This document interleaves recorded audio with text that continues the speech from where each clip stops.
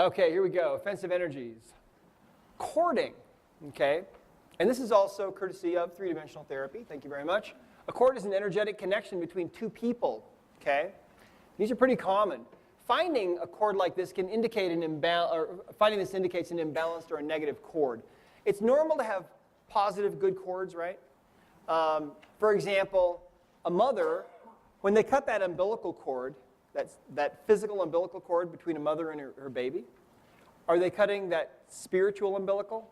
No. That's how mother's intuition works, right? My mom always knew when I was in trouble in college. It was the weirdest. It bothered me. I mean, it kind of drove me crazy. Because if anything was going wrong, the phone would ring. It would be Mom. What's wrong? Nothing, right? Nothing, right? She always knew. Because she was connected to me and all of her other kids, and that energy travels, right? So the craziest case of this I ever saw was a patient of mine who she was sitting watching TV with her husband, and all of a sudden she starts getting these hammering pains all over her body, and it was just terrifying to her. It lasted for a minute or two, and then it was over, and it just left her frightened.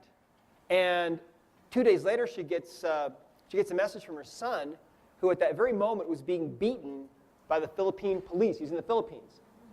See? So that's a real extreme case of mother's intuition. But we're all connected, one way or another. But cording is something that is a little different. Where mothers and children are connected energetically. And you can be connected heart-to-heart with people that you love. You can have a heart-to-heart cord with people. And that's good, because positive energy flows there. But what if you have a cord that goes, for example, from gut to gut? Some of you are corded, for example, to old boyfriends that you don't even know about, but you wonder why you think about him all the time, right? He was such a jerk. I wish I could just put him out of my mind. Well, he's corded to you, maybe. And so there's energy flowing there, see? So healthy is heart to heart. Normal is, like, for example, an umbilical connection to mom. Unhealthy is typically gut to gut. Cords can go from one point of a person's body to another point. You never know where they might, originate or go. But there's symbolism typically that's involved there that you might see. And you can identify the other party if necessary, and then remove with 3 rolls down the governing meridian. You can create a heart-to-heart cord with somebody if you want to. Okay? You can check yourself and see if you're connected heart-to-heart, for example, with your husband, your spouse. If you're not, then you might need to work on that or fix that. Yeah. So that's cording. I think we'll see some examples of that as we continue. Saboteur is an energy weapon or a wound, okay, that is often placed by another person in your energy field. Have you ever had somebody say to you, that guy really stabbed me in the back? You ever heard that? Guess what? If you could see with spiritual or energetic eyes, you might actually see a knife in the guy's back, because in the energy world, there are things that happen that we don't see. And so sometimes people have wounds, or sometimes they'll have a knife in their back, or maybe, I've seen all kinds of strange things. I had a guy one time that had a bullet, actually. Was it like an energy bullet? Somebody had fired a bullet into him. Arrows, not uncommon. It's weird. This is like the weirdest thing that we see. But these do show up. And I've had people who were in pain, who couldn't get out of pain for decades. And then finally, on the removal of one of these saboteurs, they finally are better. So, weird stuff, but it's just the energy world around us. And the subconscious mind, see, every person's subconscious mind is so much more intelligent than the conscious mind. We live in our little 10% little, phone booth box, and we think we're so smart traveling around. But there's 90% of our intelligence that's doing all kinds of stuff that we don't really know about. And if somebody has a problem with you, they may put a hatchet in your back or something, and you may wonder, geez, that really hurts.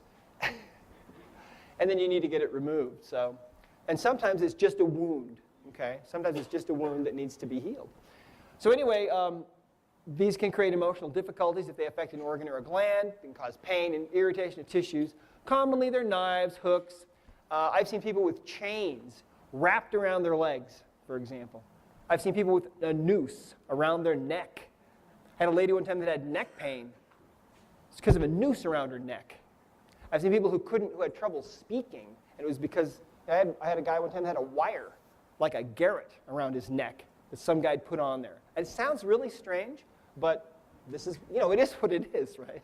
It is what it is. I just work here, so don't blame me. Okay, so you can identify the location, the type, and who it came from. And do you want to see one of these really quick? Yeah. Okay. If you have one of these, if you think you might have one of these, let me know. Okay, do you want to come up? Okay, you ready? Joan? Joanne. Oh, Joanne. Oh, okay. Say mine. Did they spell this right? Yes. Oh, they did? Okay. That was my mom's doing. Oh, that was your mom. Joanne, but it's Joanne. That's all right. So your mom, we'll just send her love. You ready? Say, my name is Joanne. My name is Joanne. All right, resist. Strong, my name is Bob. My name is Bob. Okay. Okay, so she's testable. Let's ask, do you have a saboteur that we can release? And the answer is yes, she's got one. Okay.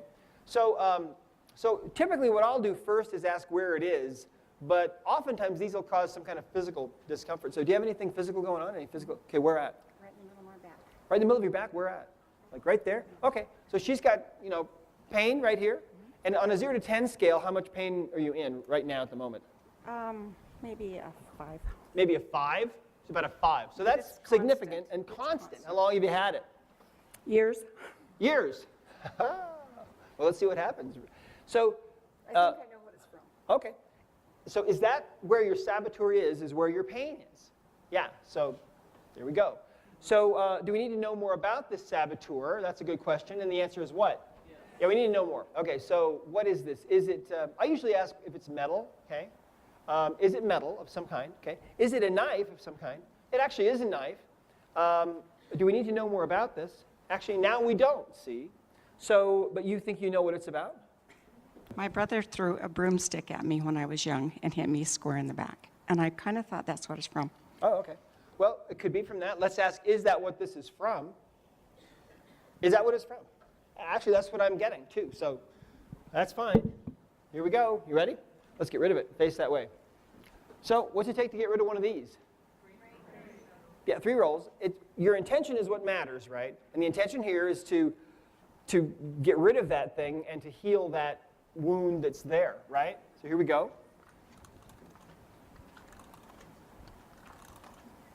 We'll give her one more for the road. Why not? Okay, you ready?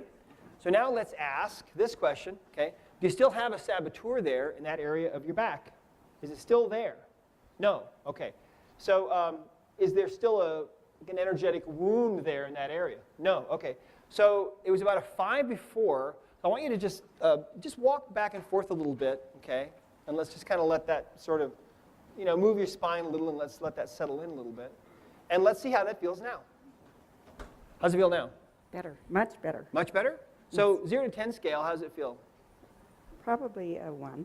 Probably a 1. Well, that's pretty good. When's the last time it was at a 1? A long time ago. A long time ago. How old was your brother? Years. Okay, cool. Is it possible that there might be something else there that's keeping it at a 1? Maybe. Let's ask, is there something else we need to release there that's causing that to be, causing it to still have pain? No.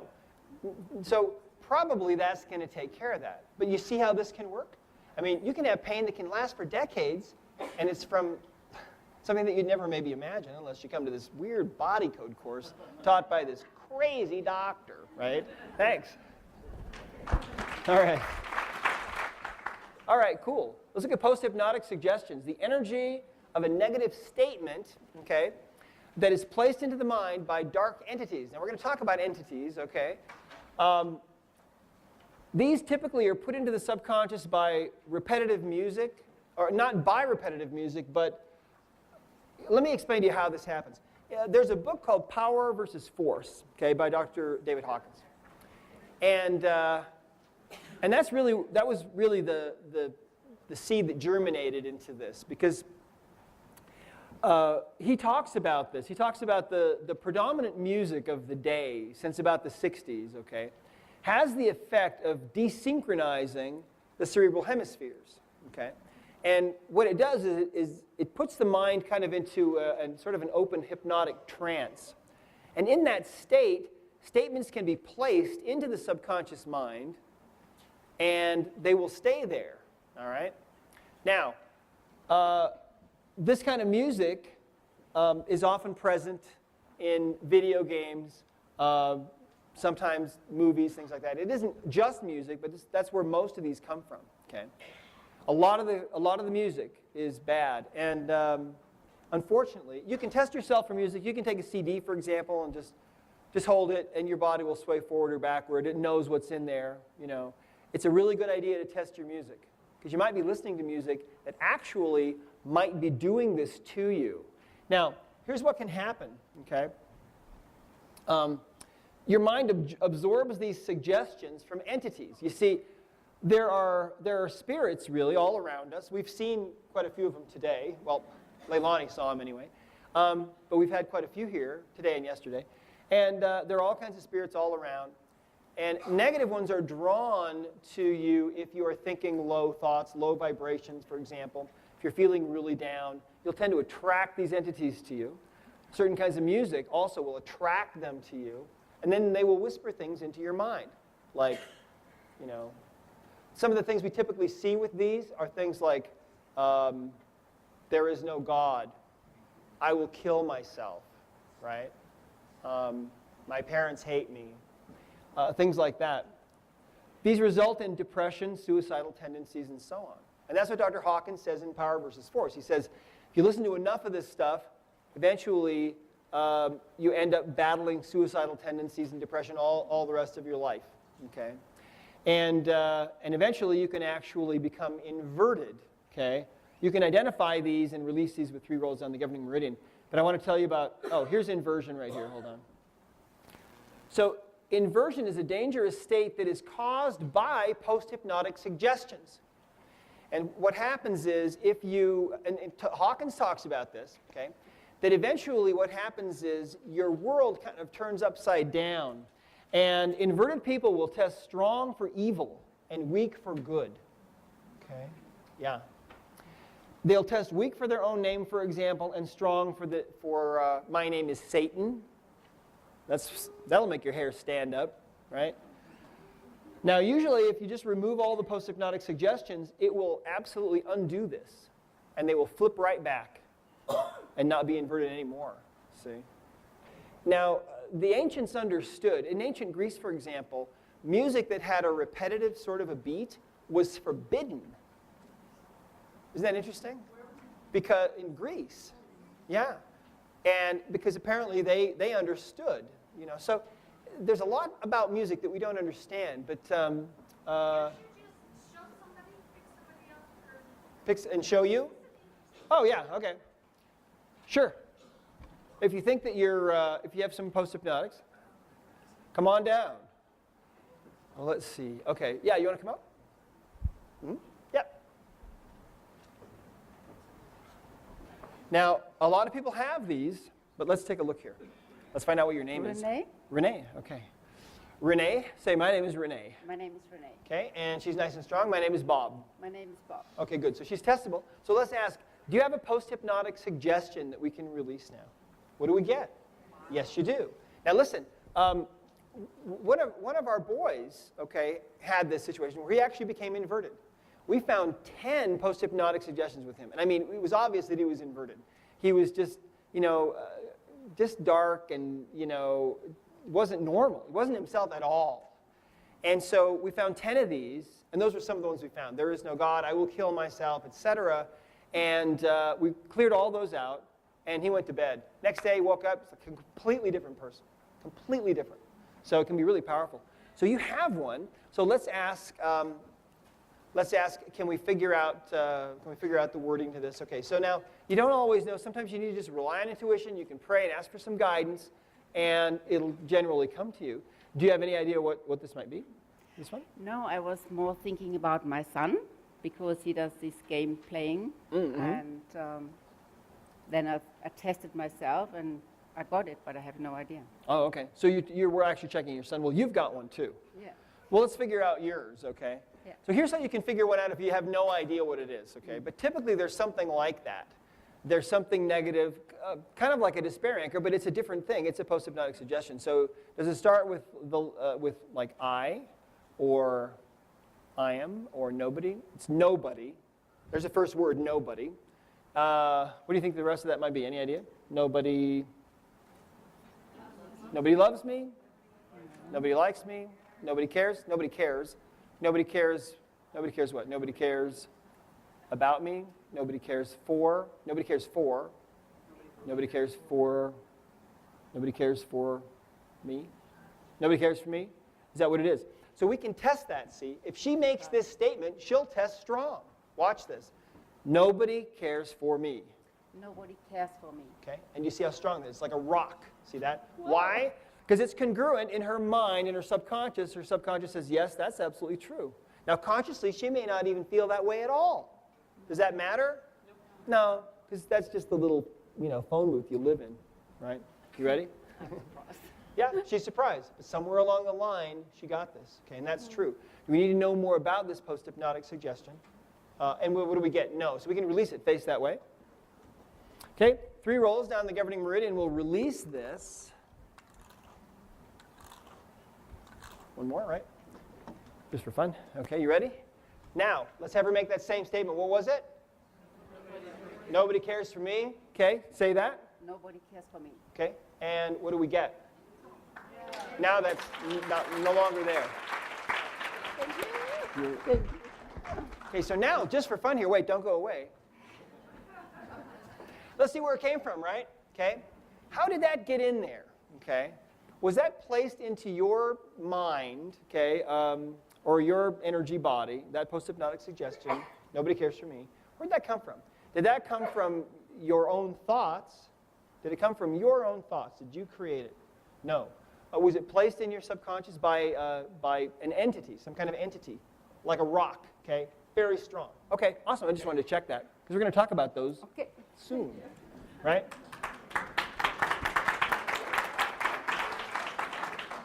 Okay, we talked about inversion. Entities. Oh, fun. There are 2 types of entities, all right? 2 types. There are disembodied spirits or ghosts, okay? And there are evil spirits, all right? 2 types. So a disembodied spirit is somebody who was once a human being but has passed away, okay? And they're still hanging around in spirit form, okay? They're dark or negative in nature, all right? And often they were addicts in their mortal life. Often they were addicted to alcohol, for example, or maybe tobacco or something. How many of you saw the movie Ghost? You remember the scene in that movie where Patrick Swayze, I think, goes into this bar, and he can see all the spirits, and there are guys in the bar drinking, and there are these disembodied spirits or ghosts right next to them, and they're trying to take a drink too. Remember that? It's really a spooky scene. Guess what? That actually goes on. That actually goes on. That's a real picture of what happens. So what these disembodied spirits will do is they will try to use someone else's body to experience, even momentarily and even in a muffled way, the pleasures of the flesh, you see. Their addictions keep them from coming to the light, okay? And so they're stuck in the darkness and in that physical addiction. So these things, these disembodied spirits, will try to get into your body, okay? And there are, what we know is that these things will try to jump into your body. They can't stay there generally for very long, but they'll try to jump into your body if you are, for example, experiencing something that they were addicted to. So if they were addicted, for example, to sex and the pleasures of the flesh, then they'll try to get you addicted to pornography, or they will be attracted to somebody. They'll home in, like moths to a flame. They can sense if somebody's looking at porn, they'll be drawn to you, and then they will try to jump into your body, during your moments of pleasure, so they can experience that even in a muffled way. It's really kind of scary and gnarly, but I'm telling you how it is. So we're kind of blowing the cover off these guys, and they don't like it, but hey, it is what it is. Now, there's also evil spirits, and these are different because they're spirits that are human spirits, but they've never had a physical body, and as far as we know, they'll never have one, but they're intelligent.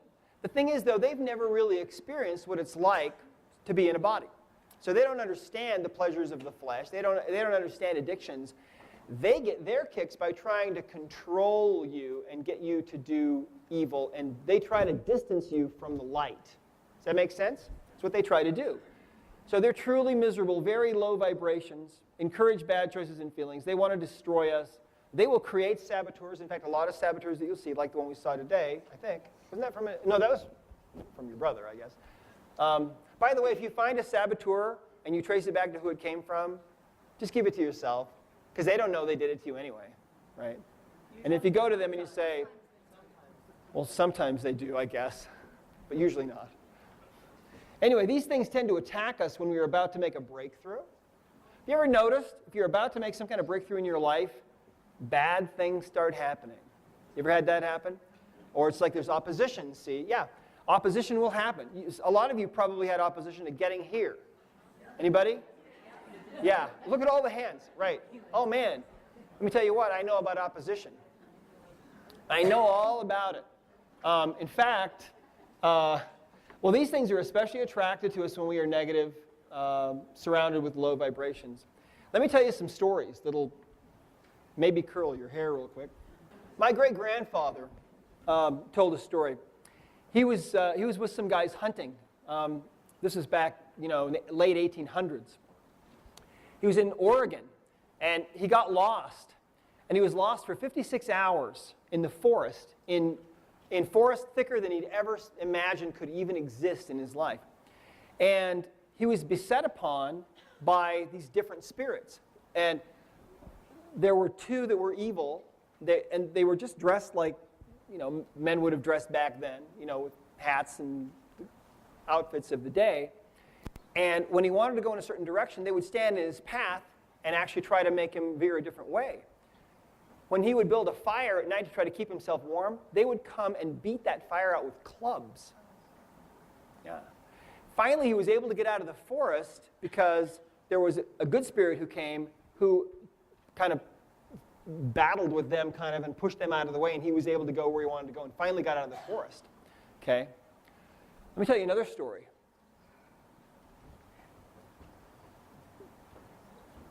My grandfather served as a missionary for the Church of Jesus Christ of Latter-day Saints, the Mormon Church, back in Samoa in about 1910. And one of the stories that he wrote about was where he was in a meeting with these other missionaries, and they were talking about the service that they were doing in different areas of these islands.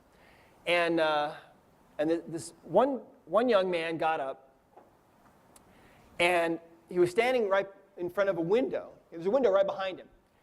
And he started talking, and he'd been very, very homesick. And he really wanted to go home. He didn't want to be there anymore. He's from Idaho. And he told everybody about how homesick he was and everything. And then he said, but I know that. And then he turned to the window, like he was talking with somebody at the window. But there was nobody there. And he said, but I do. And then he turned back and he said, I know that.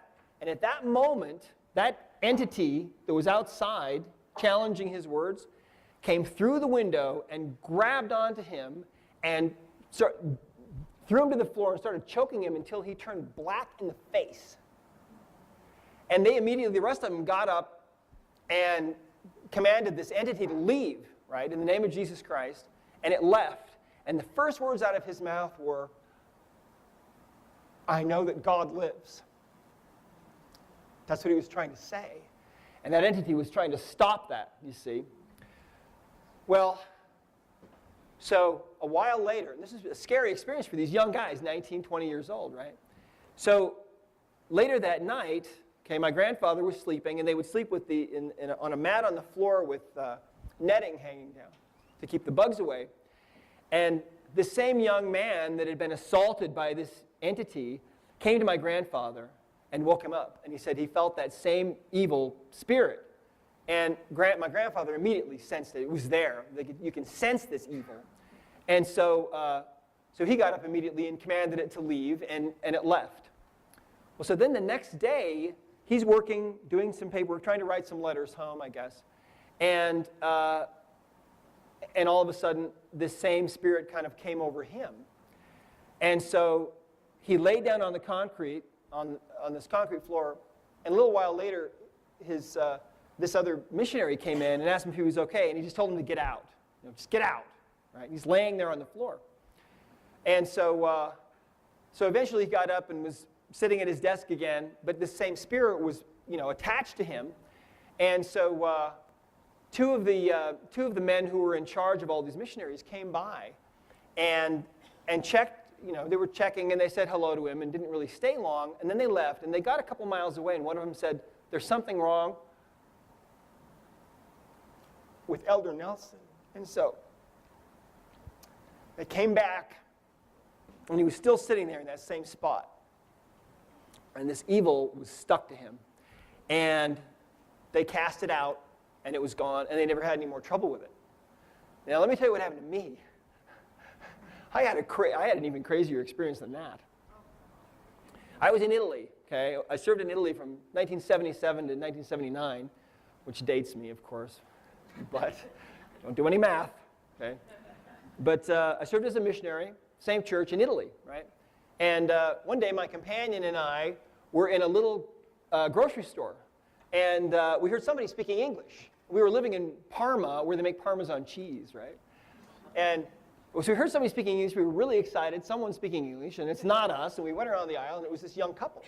And he was there going to school, veterinary school, and they had a little girl. And we started talking with them, and kind of made friends with them, and started to visit them, and so on. We started telling them about our church, and so on. And they decided they wanted to join our church, right?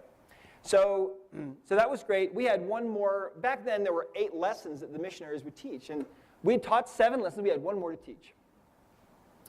And so I was sitting in my office, and my missionary companion was sitting out in the next room. And all of a sudden, this dark cloud seemed to settle down on me. And I tried to pray. I couldn't form words, right? And it was just like suddenly I was just depressed, like the depths of depression, right? And then I was surrounded with entities. I don't know how many there were, but they started actually shouting and screaming and yelling at me. I mean, it was the craziest experience of my life. And they were shouting things to me like, "Leave them alone." It was all about these people, see? They were going to join the church the following week. And they were screaming things like, "Leave them alone. They don't want to join your church. They're only joining your church because they're Americans and you're Americans, and they're lonely. Leave them alone." This went on for like, I don't even know, I think it was about 3 hours. Yeah, it was insane. And this whole time that this was happening, I could not possibly have been more depressed. I was so depressed. I was as depressed as a person could possibly be. And somehow, they took all of the hope that I had for these people. I don't know how they did that, but they took that out of me. And I felt so hopeless for them, and I loved them so much. But here's what happened. That night, I was just on autopilot, totally on autopilot. And we had an appointment with them that night at 7 o'clock. And I can remember, getting on my bike and just being so hopeless and so just in abject despair because I felt like there was no hope for these people. And I can remember, like it was yesterday, sitting across from them in their living room. And the room seemed dark. It seemed like there was just this darkness in the room.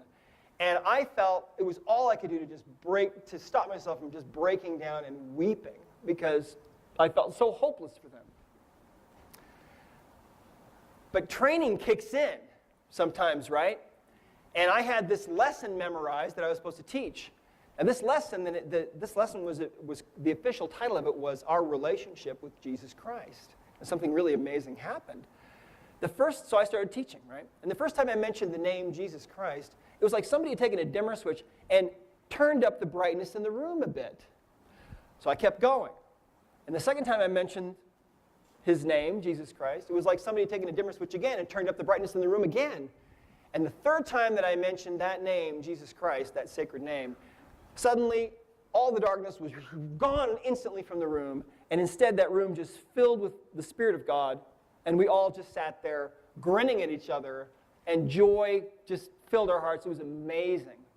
Why did I have that experience? Probably so that I could share it with you. Because you see, these things, they can't stand to hear his name. And so that's how we get rid of these. See? I'll show you. We use a magnet too, but that's optional. These things cannot be around high vibrations, okay? If you play really good music in your home, really high vibrating music, they'll tend to stay away. If you keep your thoughts high and on a high vibrational level, they'll stay away. But if you start feeling negative, they're kind of drawn into you, see? My wife had an experience where she was lying on her bed in her house, in her apartment when she was in college, and suddenly she was paralyzed.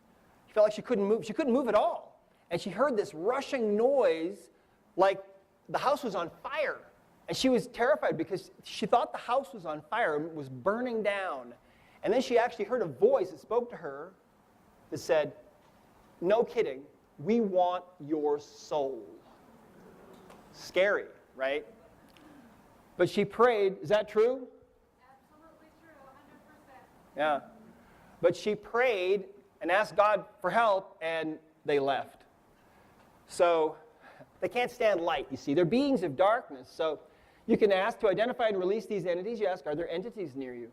If yes, roll up the governing meridian saying entity or entities. You can test to see how many there are, okay? But there was a lady who was telling us about an experience that she had where she woke up in the middle of the night and felt like she was being choked by one of these things.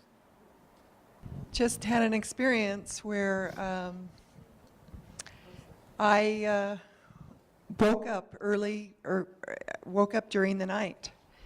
And, you know, there's always things that are going on in our lives that maybe would lead us to this point that you would have an experience like this. And I won't go into that, but I will just say that I woke up in the middle of the night and had actually gone into another room and was praying and asking about certain questions and desiring to understand certain things. And I felt this great negative, horrible negative feelings and emotions. And actually, at this point, I've had this more than once, by the way, I felt literally almost paralyzed. I couldn't move. And I felt things choking around my neck. I couldn't speak. And only in my mind could I seek and desire to have help from God to take this away. And at that point, as I continued to pray in my mind, there was a release. Awesome. Thank you.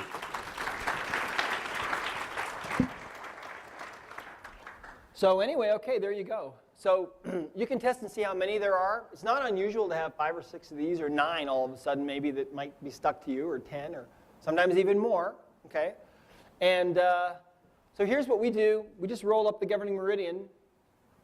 We reference them, you know, entity or entities, we just call them that, in the name of Jesus Christ. Or if you don't believe in Jesus Christ, the Creator, okay, whatever you want. I mean, we want to make this inclusive for everybody. This is what's worked for us. I command you to depart from this person and never bother him or her again. And then you can retest to see if you got rid of him. And it's just that easy.